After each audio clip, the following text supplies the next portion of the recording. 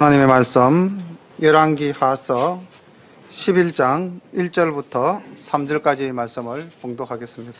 열왕기하서 11장 1절부터 3절까지의 말씀입니다. 아하시아의 모친 아달랴가 그 아들이 죽은 것을 보고 일어나 왕의 씨를 진멸하였으나 요람 왕의 딸 아하시아의 누이 요세바가 아하시아의 아들 요아스를 왕자들의 죽임을 당하는 중에서 도적하여 내고 저와 그 유모를 침실에 숨겨 아달랴를 피하여 죽임을 당치 않게 한지라. 요아스가 저와 함께 여호와의 전에 6년을 숨어 있는 동안에 아달랴가 나라를 다스렸더라. 아멘. 이스라엘 역사 속에서 가장 암흑기에 해당하는 시대에 대한 말씀입니다. 열왕기 하서 10장과 11장 말씀을 본문으로 오후 예배에 함께 말씀을 나누고 은혜를 나누도록 하겠습니다. 예후에 이제 반란으로 인해서 북이스라엘 왕조가 아합 왕조에서 예후 왕조로 넘어가는 이야기가 10장에서 계속되어지고 있습니다. 아합의 아들 70인이 사마리아에 있는지라 예후가 편지를 써서 사마리아에 보내어 이스라엘 백방백 곧 장로들과 아합의 여러 아들을 교육하는 자들에게 전하니 일러서되 너희의 주의 아들들이 너희와 함께 있고 또 병거와 말과 견고한 성과 병기가 너희에게 있으니 이 편지가 너희에게 이르거든 너희 주의 아들들 중에서 가장 어질고 정직한 자를 택하여 그 아비의 위에 두고 너희 주의 집을 위하여 싸우라 하였더라. 저희가 심히 두려워하여 가로되 두 왕이 저를 당치 못하였거든 우리가 어찌 당하리요 하고 국내 대신과 부윤과 장로들과 왕자를 교육하는 자들이 예후에게 말을 전하여 가로되 우리는 당신의 종이라 무릇 명하는 것을 우리가 행하고 아무 사람이든지 왕으로 세우지 아니하리니 당신의 소견에 좋은 대로 행하라 한지라. 70명의 아들을 죽였답니다. 대단하죠. 완전히 아합 가문을 도륙하고 하나님의 말씀대로 철저하게 심판을 받는 모습을 볼 수가 있습니다. 2절을 보면은 아직까지 그 잔존 세력이 상당한 파워를 가지고 있음을 알 수가 있죠.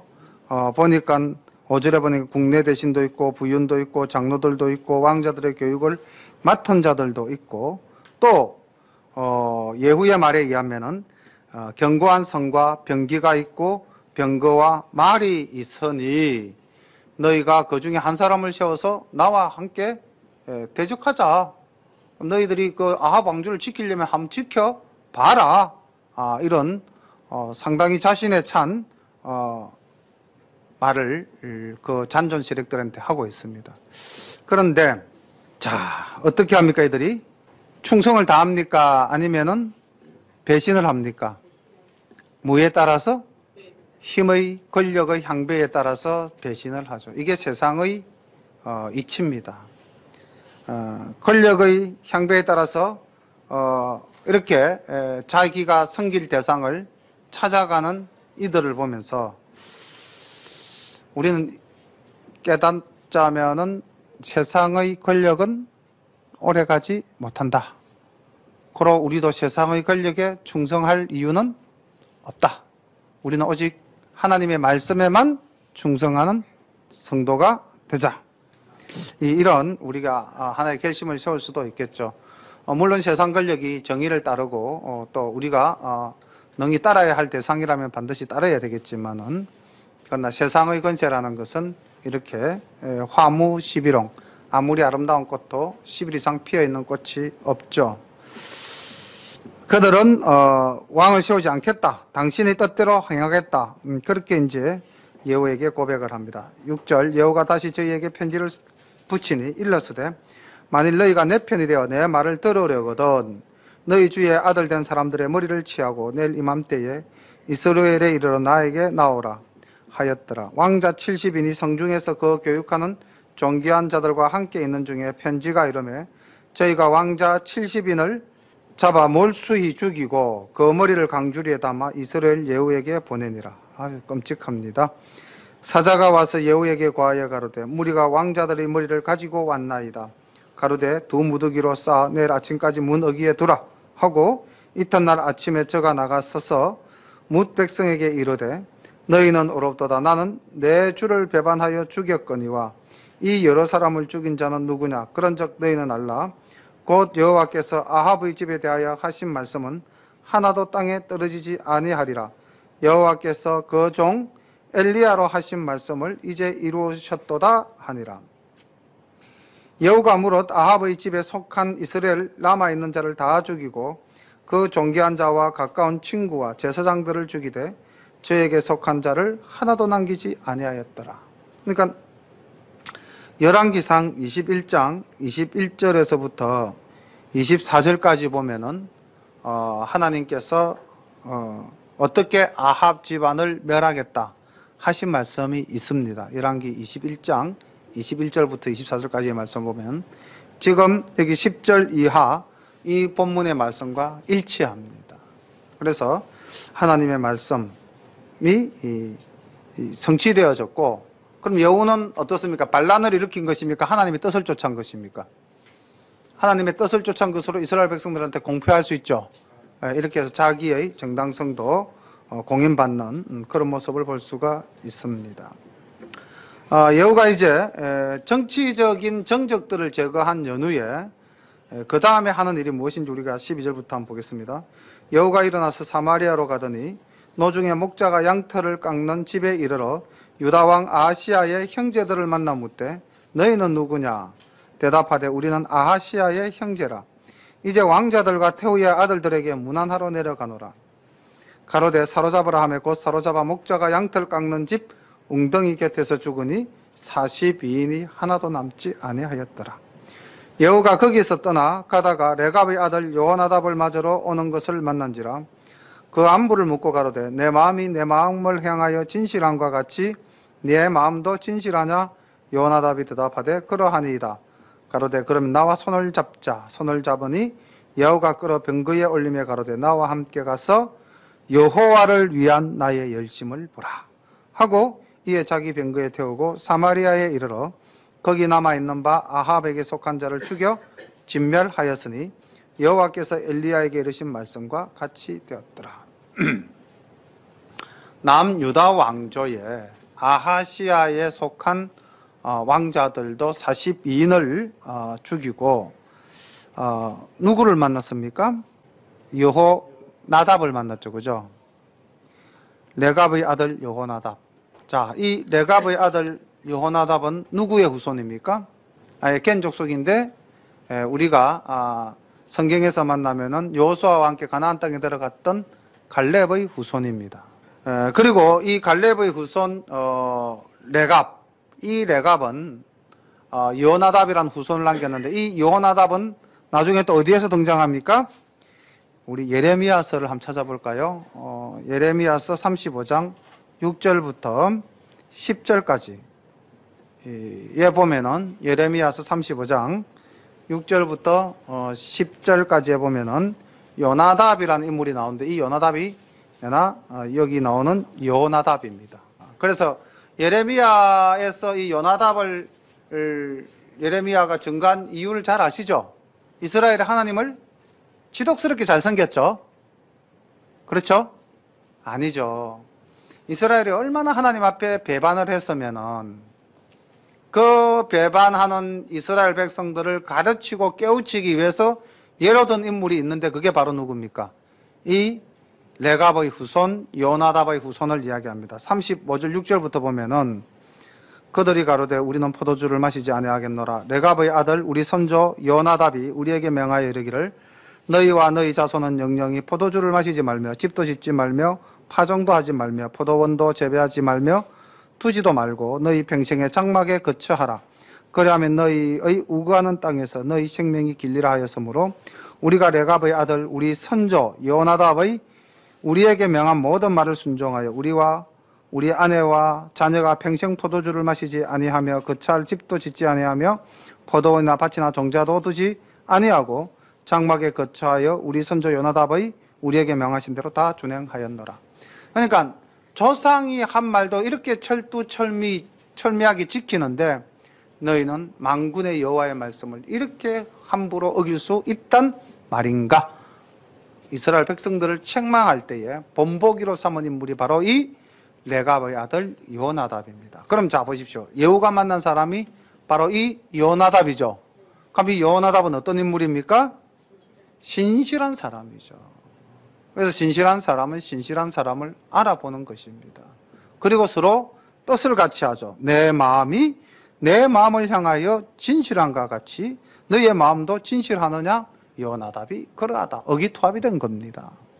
그러니까 예후가 이 혁명을 일으키면서 이렇게 온전한 신앙을 가진 사람과 함께 이 혁명을 일으켰다는 것입니다. 그리고 예후가 이렇게 이야기하죠. 나와 함께 가서 여호와를 위한 나의 열심을 보라. 그러니까 지금 이 예후가 사실 하는 일은 철저히 하나님의 뜻을 따라서 행하는 것입니다. 아마 많은 이스라엘 사람들이 이 예후를 보면서 또 요나답을 보면서 그들의 이 왕위 반란 사건에 대해서 다 공인을 했던 것 같습니다. 그리고 이제 18절부터는 예후가 신앙적으로도 이스라엘을 바로 세우기 위해서 굉장히 노력하는 모습을 보이는데 함께 살펴보도록 하겠습니다. 예후가 뭇백성을 모으고 이르되 아합은 바알을 조금 섬겼으나 예후는 많이 섬기리라. 자, 이게 무슨 말입니까? 아합은 바알을 조금밖에 안 섬겼는데 나 예후는 바알을 진실되게 성실히 섬기겠다. 진실일까요? 트릭일까요? 예, 뭔가 이렇게 깔고 있는 말이겠죠, 그죠? 보겠습니다. 그러므로 내가 이제 큰 제사를 바알에게 드리고자 하노니 바알의 모든 선지자와 모든 섬기는 자와 모든 제사장들을 한 사람도 빠지지 말고 불러 내게로 나오게 하라. 무릇 오지 아니하는 자는 살리지 아니하리라 하니 이는 예후가 바알을 섬기는 자를 멸하려 하여 괴계를 씁니다. 아하, 내가 바알을 크게 섬기겠다.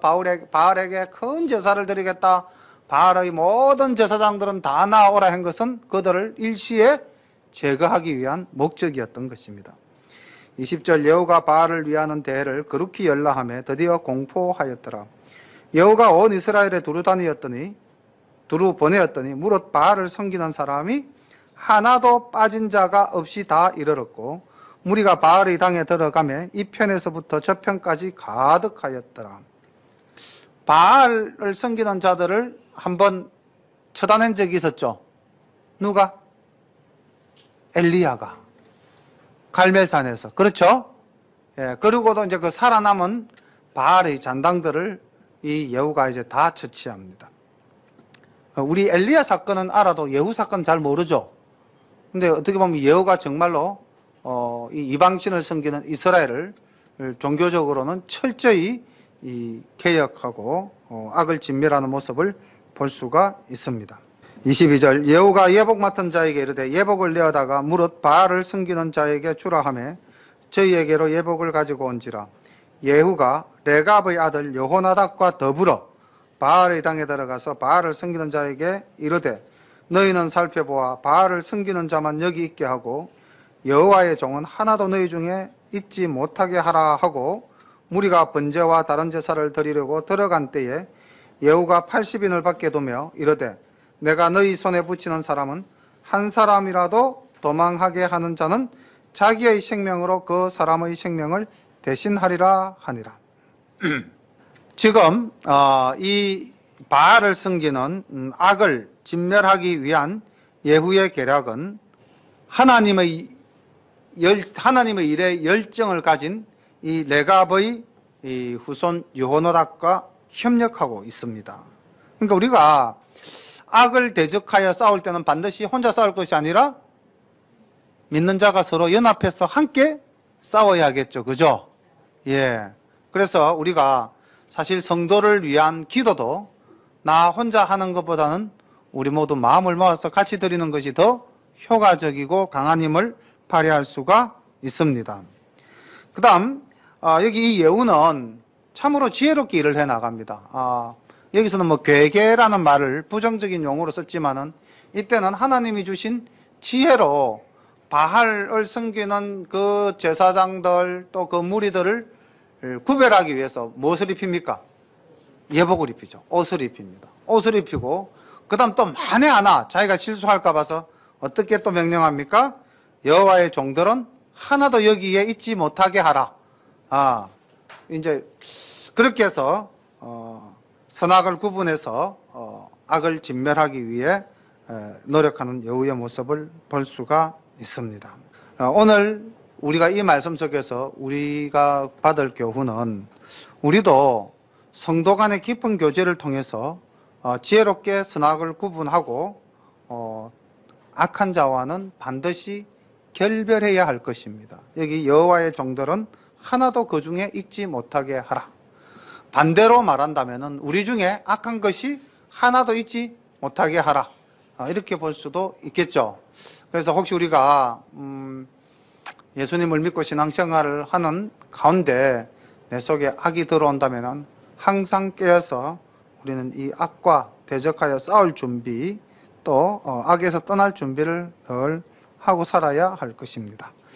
25절부터 말씀을 봅니다. 번제 드리기를 다하매 여호가 호위병과 장관들에게 이르되 들어가서 한 사람도 나오지 못하게 하고 죽여라 하매 호위병과 장관들이 칼로 저희를 죽여 밖에 던지고 바알의 당 있는 성으로 가서 바알의 당에서 목상들을 가져다가 불사르고 바알의 목상을 헐며 바알의 당을 회파하여 변소를 만들었더라. 그것이 오늘날까지 이르니라. 여호가 이와 같이 이스라엘 중에서 바알을 멸하였으나 이스라엘로 범죄케 한 느바스의 아들 여로보암의 죄 곧 베델과 단에 있는 금송아지를 섬기는 죄에서는 떠나지 아니하였더라. 참 가슴 아픕니다.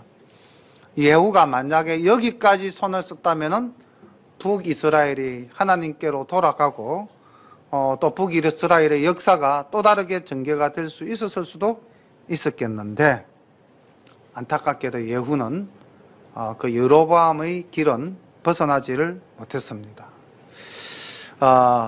왜 그랬을까요? 한번 생각을 해보니까 이게 우리도 가질 수 있는 인간의 한계인 것 같습니다. 예후가 이 아합의 집을 멸하는 하나님의 사명을 받아서 충실히 일을 하는 가운데서는 하나님의 뜻을 따랐어요. 그때는 자기가 왕입니까? 왕이 아닙니까? 왕이라도 아직 왕이 정확하게 된 건 아니잖아요. 그죠? 혁명의 와중에 있었으니까. 근데 이제 혁명을 완수하고 자기가 딱 왕이 되니까 이제 뭐가 보입니까? 백성들이 보이는 거죠. 그렇죠? 그럼 그 백성들이 또 뭐를 받아야 되겠습니까? 자기 나름대로. 인정과 지지를 받아야 되겠죠. 그럼 내가 백성들과 뜻을 같이 하는 부분도, 즉 다시 말하면 백성들이 입맛을 맞춰줘야 될 부분도 있어야 되겠죠. 타협이라는 게 생겨날 수가 있는 겁니다. 우리도 마찬가지입니다. 우리도 하나님의 일을 하다가 어떻게 보면은 세상과 타협할 수도 있는 경우가 생기죠. 이걸 경계하는 겁니다. 예후가 왕이 딱 되고 나니까 마음이 조금 달라졌어요. 이때까지 하나님의 편에 서서 하나님 시키는 대로 다 했는데 계속해서 이거 하나님 뜻대로 가다 보면 이 사회를 처음부터 끝까지 다 뒤집어야 되거든요. 그럼 백성들이 지금 단과 베델에 있는 송아지를 섬기면서 나름대로 신앙생활을 하고 있는데 그것까지 다시 흐트러면 어떻게 됩니까? 이제 남유다와 통일을 하거나 통일을 하면 또 자기가 왕위에서 물러나거나 뭐 그런 이제 자기 계산이 따르게 되는 거죠. 자기 계산이 따르니까 타협을 하게 되는 거죠. 자기의 신앙이 변질되어져 버린 것입니다. 우리도 자기의 이익을 생각하다 보면은 변질되어질 수가 있는 것이죠. 이런 것들을 우리가 경계해야 할 것입니다. 여호와께서 예후에게 이르시되 네가 나 보기에 정직한 일을 행하되 잘 행하여 내 마음에 있는 대로 아합의 집에 다 행하였은즉 내 자손이 이스라엘 왕위를 이어 4대를 지내리라 하시니라. 사실 이 아합의 왕조를 다른 말로 하면 아합의 아버지 오므리의 이름을 따서 오므리 왕조라고 하는데 이 오므리 왕조가 이스라엘의 제1의 번성기라고 하지만은 실제로 그 왕조가 지속된 시기는 40년에 불과했어요. 그런데 이 예후 왕조는 120년간 왕위를 이어갑니다. 4대를 이어갈 동안에. 그러니까 사실 하나님께서 다윗 왕조를 쭉 지키시듯이 이 예후 왕조도 상당히 오랜 기간 지켜주십니다. 하나님 이렇게 말씀하셨죠. 내 마음에 있는 대로 아합의 집에 다 행하였은즉 내 자손이 이스라엘 왕위를 이어 4대를 지나리라. 하나님이 나름대로 여호에게 복을 내려 주셨습니다. 그렇지만 한계가 아까 위에 나왔던 말씀 그대로 31절 그러나 예후가 전심으로 이스라엘 하나님 여호와의 율법을 지켜 행하지 아니하며 여로보암이 이스라엘로 범하게 한 그 죄에서 떠나지 아니하였더라. 이게 예후의 발목을 잡습니다. 우리가 성령 받고 하나님의 자녀가 되고 하나님의 백성이 되면은 사실 우리 모든 게 다 변해야 되죠. 근데 이렇게 우리의 발목을 잡는 마지막까지 버리지 못하는 인간의 본성이라는 것이 우리 속에 거하게 되는 경우를 봅니다. 제 자신도 아직까지는 완벽하게 하나님을 온전히 따르는 자가 되지 못함을 고백합니다. 내 속에 이 악한 썬뿌리들이 여전히 남아있는 거예요. 이게 나를 주장하기도 하고 또 나를 힘들게 하기도 합니다. 예후도 전심으로 이스라엘 하나님 여호와의 율법을 지키지 행하지 아니하였다. 전심으로 온 마음을 다하여가 안 됐다는 거죠. 32절 이때에 여호와께서 비로소 이스라엘을 찢으심에 하사엘이 그 사방을 치되 요단 동편 길르앗 온 땅과 갓 사람과 르우벤 사람과 므낫세 사람의 땅 아르논 골짜기에 있는 아로엘에서부터 길르앗과 바산까지 하였더라. 쉽게 말하면 요단 동편 땅을 이스라엘의 영역에서 떼어서 누구에게 주셨다? 하사엘이 가져갔다는 거죠. 예후에 남은 사적과 무릇 행한 일과 모든 건세는 이스라엘 왕 역대지락에 기록되지 아니하였느냐. 예후가 그 열조와 함께 잠에 사마리아에 장사되고 그 아들 여호아하스가 대신하여 왕이 되니라. 예후가 사마리아에서 이스라엘을 다스린 횟수는 28년이더라. 자, 이렇게 해서 이제 예후의 이야기가 끝나고 다시 이 초점이 남쪽 유다 왕조로 내려갑니다. 11장 아하시아의 모친 아달랴가 그 아들의 죽은 것을 보고 일어나 왕의 씨를 진멸하였으나 요람 왕의 딸 아하시아의 누이 요세바가 아하시아의 아들 요아스를 왕자들의 죽임에 당하는 중에서 도적하여 내고 저와 그 유모를 침실에 숨겨 아달랴를 피하여 죽임을 당치 않게 한지라. 요아스가 저와 함께 여호와의 전에 6년을 숨어 있는 동안에 아달랴가 나라를 다스렸더라. 굉장히 이세벨의 딸로서 악한 여인 이 아달랴가 유다 집안으로 시집을 와서 그 아들 요아스가 요람 왕을 병문안 갔다가 예후의 손에 죽었잖아요. 조금 전에 보셨죠, 그죠? 그러니까 이제 그 아들 그 손자가 되겠죠. 아달랴에게서는 그 요아스의 아들 중에서 누군가가 왕위를 이어야 되니까 이 여자가 이 악한 사탄이 유다 왕조를 멸하고 다윗의 씨를 말리기 위해서 모든 왕자를 다 죽입니다.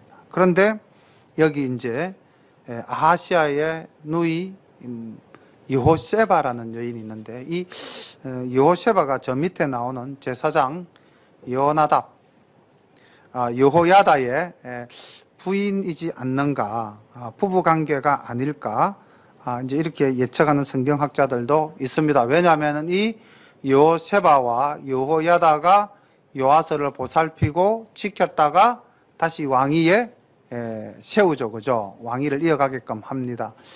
그래서 아마 이 두 사람의 관계가 그렇지 않겠나라고 보는 성경학자들도 있다는 것을 두고 우리가 여기서 한번 살펴볼 것은 어떻게 보면 사탄의 역사가 이렇게까지 우리에게 작용할 수도 있습니다. 우리가 가진 이 믿음을 철저히 짓밟으려는 그런 모습들이 보이긴 하지만은 어쨌든 우리 하나님께서 우리를 통하여 받으시고자 하는 찬양과 우리에 대한 소망이 있으시기 때문에 우리가 어떠한 고난과 어려움 속에 있을지라도 하나님은 우리를 구원하신다 하는 믿음을 우리가 가져야 되겠습니다. 우리가 잠시 사실 6년이라는 시간은 그렇게 짧은 시간은 아닙니다만은 잠시 환난을 당할지라도 우리는 우리가 의뢰하고 우리가 신실히 믿는 하나님께서 우리를 반드시 구원해 주실 것을 믿습니다. 그동안 우리에게는 뭐가 있어야 될까요? 이 시기를 참아내려면은 우리에게는 인내가 필요하죠. 그래서 이 말씀도 제가 우리 성도님들에게 위로와 격려의 말씀으로 증거하고자 합니다. 야고보서 1장 2절부터 4절까지 우리 말씀을 찾아서 읽으시면서 이 말씀에 위로를 얻으시고 이 말씀에 힘을 얻으시고 우리가 지금 당하고 우리가 지금 힘든 이 시기를 혹 보낸다면은 이 힘든 시기를 참고 이겨냄으로써 우리에게 주어지는 소망을 한번 같이 말씀을 통해서 은혜 받도록 하겠습니다. 야고보서 1장 2절 다 찾으셨습니까?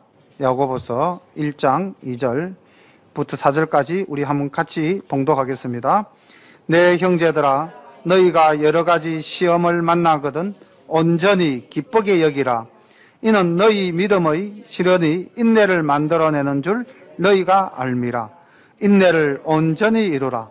이는 너희로 온전하고 구비하여 조금도 부족함이 없게 하려 함이라.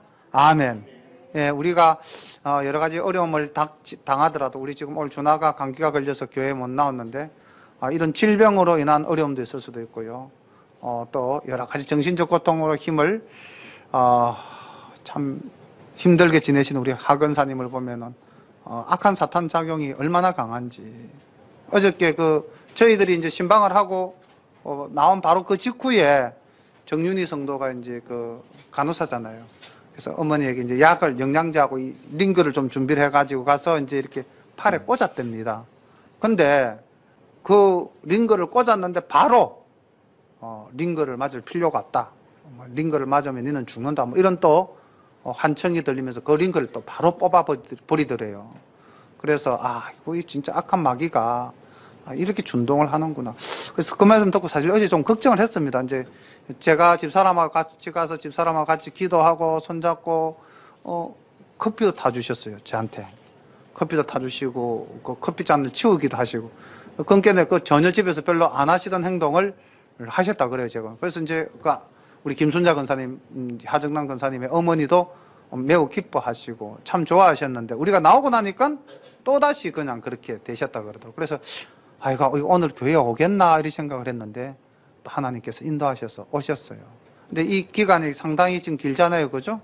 그렇지만 이 기간을 우리가 잘 견뎌내면은 하나님께서 우리 하근사님을 온전하고 구비하여서 조금도 부족함이 없는 또 귀한 하나님의 일꾼으로 반드시 써주실 줄로 믿습니다. 우리가 이 믿음을 가지고 이 힘든 시기를 같이 인내하며 기도로서 이겨내야 될 줄로 믿습니다. 그래서 우리가 어려운 일을 당할 때 제일 중요한 건 낙심하지 말고 하나님께서는 언젠가 우리를 구원하신다. 지금 이 요하수도 6년을 참고 기다린 겁니다. 자, 제7년째 보겠습니다. 4절. 제7년에 여호야다가 보내어 가레이 사람의 백부장들과 호위병의 백부장들을 다 불러 데리고 여호와의 전으로 들어가서 저희와 언약을 세우고 저희로 여호와의 전에서 맹세케 한 후에 왕자를 보이고 명하여 가로되 너희의 행할 것을 이러하니 안식일에 입번한 너희 중 3분의 1은 왕궁을 주의하여 지키고 3분의 1은 수로문에 있고 3분의 1은 호위대 뒤에 있는 문에 있어서 이와 같이 왕궁을 주의하여 지키어 방어하고 안식일에 출번하는 너희 중 2대는 여호와의 전을 주의하여 지켜 왕을 호위하되 너희는 각각 손에 병기를 잡고 왕을 호위하며 무릇 너희 반열을 침범하는 자는 죽이고 왕의 출입할 때에 시위할지니라. 백부장이 이에 제사장 여호야다의 모든 명대로 행하여 각기 관할하는 바 안식일에 입번한 자와 출번할 자를 거느리고 제사장 여호야다에게 나오매 제사장이 여호와의 전에 있는 다윗왕의 창과 방패를 백부장에게 주니 호위병이 각각 손에 병기를 잡고 왕을 호위하되 전 우편에서부터 좌편까지 단과 전 곁에 서고 여호야다가 왕자를 인도하여 내어 멜리관을 세우며 율법책을 주고 기름을 부어 왕을 삼음에 무리가 박수하며 왕의 만세를 부르니라. 자, 이렇게 해서 이제 다시 뭐가 회복됩니까? 다윗 왕조가 회복되어지는 놀라운 장면을 보이고 있습니다. 근데 잘 한번 생각해 보십시오. 이 장면이 인간적으로 봤을 때 쉽게 이루어질 수 있는 일입니까? 아니면 정말 어려운 일입니까? 그 아달랴라는 이 못된 왕비, 그러니까 이제 여왕이죠. 여왕에 의해서 지금 이 나라가 6년간 다스려졌지 않습니까? 그럼 그 주변에 전부 다 누구의 사람만 있겠습니까? 아달랴의 사람만 있겠죠. 근데 여호야다가 이제 제사장으로서 사람들을 뽑았어요. 뽑아서 제일 먼저 한 게 뭐냐면요, 언약을 세웠습니다. 그리고 여호와의 전에서 맹세하게 했습니다. 일을 시작할 때에 뭐로서 시작합니까? 믿음으로, 신앙으로 하나님 앞에서 일을 시작하죠. 그렇지 않습니까? 인간의 지혜와 인간의 계략으로 하는 것이 아닙니다. 자, 그렇게 하나님의 일을 하는데 사람들을 어떻게 나눕니까? 각각의 자리에 세우죠.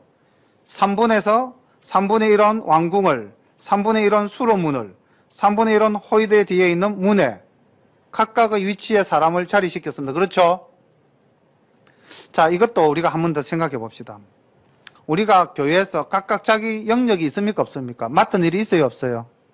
있죠. 예, 우리가 지금 교회 부서도 나누었고요. 사실은 예배부, 관리부, 교육부, 선교부 다 나누었습니다.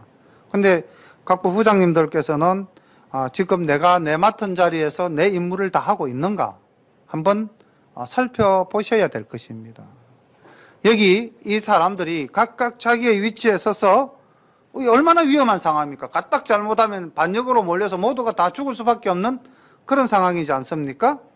그럼에도 불구하고 자기의 자리에 서서 하나님 앞에 고백한 대로 자기의 일에 최선을 다하는 모습을 볼 수가 있습니다. 이렇게 각자의 일에 최선을 다할 때 하나님의 역사는 이루어져 갑니다. 우리 교회도 마찬가지입니다. 밥을 하시는 권사님, 또 설거지를 하시는 장로님, 집사님, 주방에서 각각 나누어진 부분대로 최선을 다하니까 모든 성도가 점심시간을 얼마나 우리가 즐겁게 맛있게 또 이렇게 지냅니까? 마찬가지로 교회 안의 모든 일들도 우리가 새해 2018년이 됐을 때는 더욱더 하나님 은혜 가운데서 아름답게 연합해서 잘 이루어져 갈 줄로 믿습니다. 예. 참으로 위험한 상황 속에서 이들은 오직 믿음으로 하나님의 일을 성취해 나가는 장면을 보는데, 여기서 또 우리가 하나 눈여겨보아야 될 것은 12절을 한번 볼까요? 여호야다가 왕자를 인도하여 내어서 면류관을 씌웠다. 기름을 붓고 면류관을 씌웠다면 이제 왕을 삼은 것이죠. 근데 그 다음 줄 한번 꺼보기 바랍니다. 뭐랬습니까? 율법책을 주었다는. 자, 이 여호야다의 희망은 무엇이겠습니까? 단지 다윗의 후손으로 왕통을 이었다. 이게 전부가 아니죠. 이 왕조가 어떻게 하나님과의 언약을 지켜가는 왕조로서 다시 일어서기를 기도하는 마음 아니었겠습니까? 예. 그래서 우리도 사실은 우리가 이 땅을 살아가면서 하나님의 말씀을 중심으로, 지금 여기 기름을 붓고 면류관을 씌우는 것이 왕이 등극식의 우리가 모든 것이라고 할 수도 있겠지만 그 가운데 성경책, 율법책을 주었다는 것. 우리가 이 땅을 살아가면서 말씀과 더불어 살아가야 할 것입니다. 어떻게 보면 외형적으로 화려하고 멋있는 것이 더 우리가 바라는 것일 수도 있겠죠. 그런데 그것보다는 우리에게는 사실 하나님의 말씀대로 살고자 하는 믿음이 더 의미 있고 가치 있는 일일 줄로 믿습니다.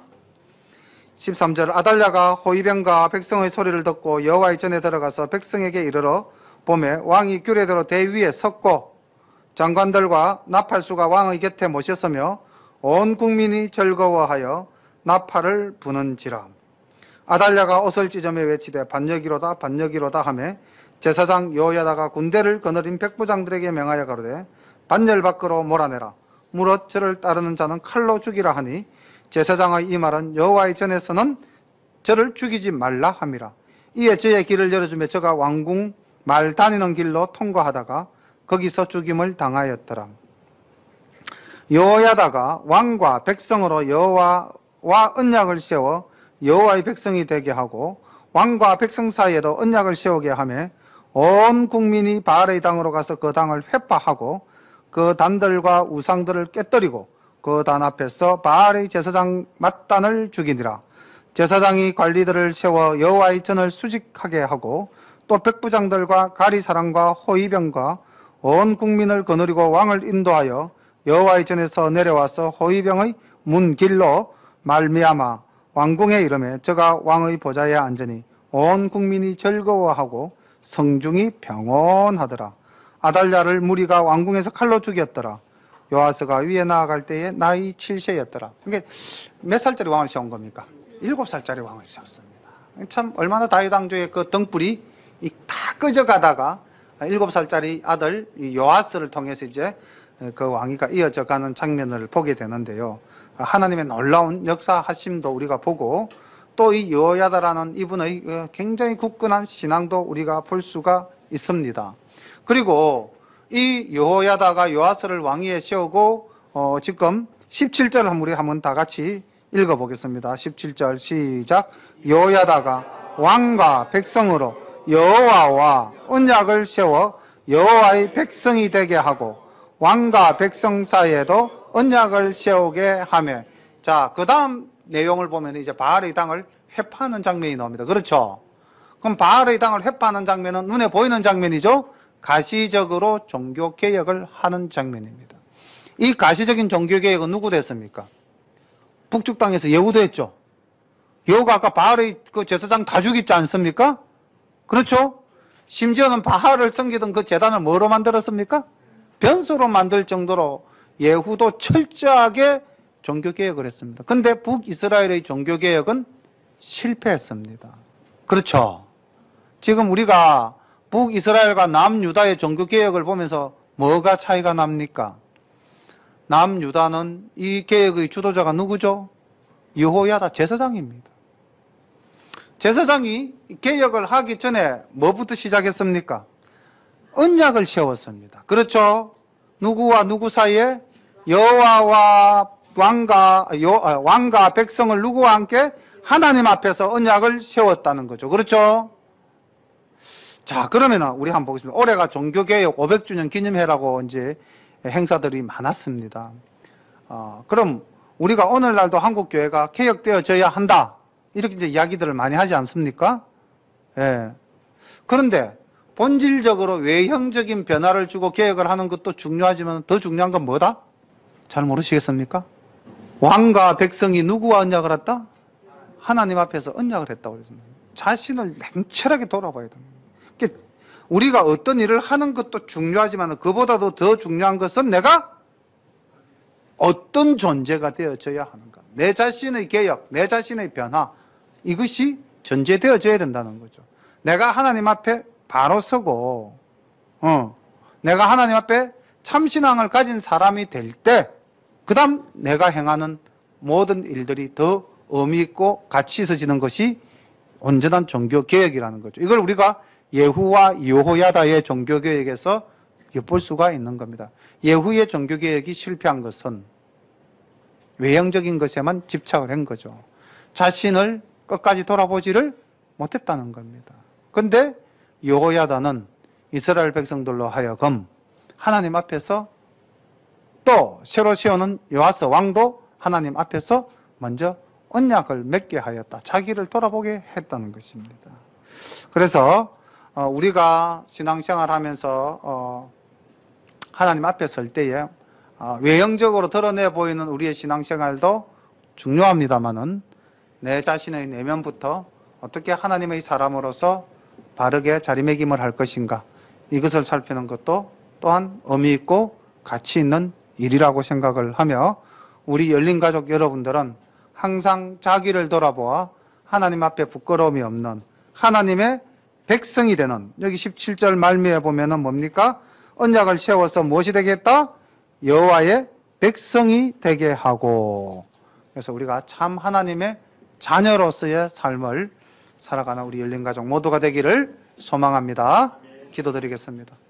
사랑의 아버지 하나님, 오늘은 하나님의 말씀을 통해서 우리가 이 땅을 살아가면서 어떻게 악에게 굴복당하지 않고 끝까지 악과 싸워서 승리할 것인가. 하나님, 우리에게 시련과 고난이 닥칠지라도 그것을 잘 참아내고 인내할 수 있는 저희들이 되게 하옵소서. 또한 아버지 하나님, 우리가 정말 하나님의 말씀대로 살기 위해서 철저히 우리의 주변 삶을 정리해 나갈 때 아버지 하나님, 눈에 보이는 외형적인 것을 정리하는 것도 중요하지만은 그보다는 먼저 내 자신이 하나님 앞에 온전한가를 돌아보고 이를 늘 바로 세우기 위해서 애쓰는 우리 모든 열린 가족 식구 될 수 있도록 인도하옵소서. 하나님 우리 아버지, 오늘도 우리의 이 예배와 이 예배를 기쁘게 받아 주시옵시고 우리에게 한없는 은혜로 복 내려 주시어서 다음 한 주간을 온전히 지낼 수 있도록 지켜보호하여 주옵소서. 예수님 이름으로 감사하며 기도드립니다. 아멘.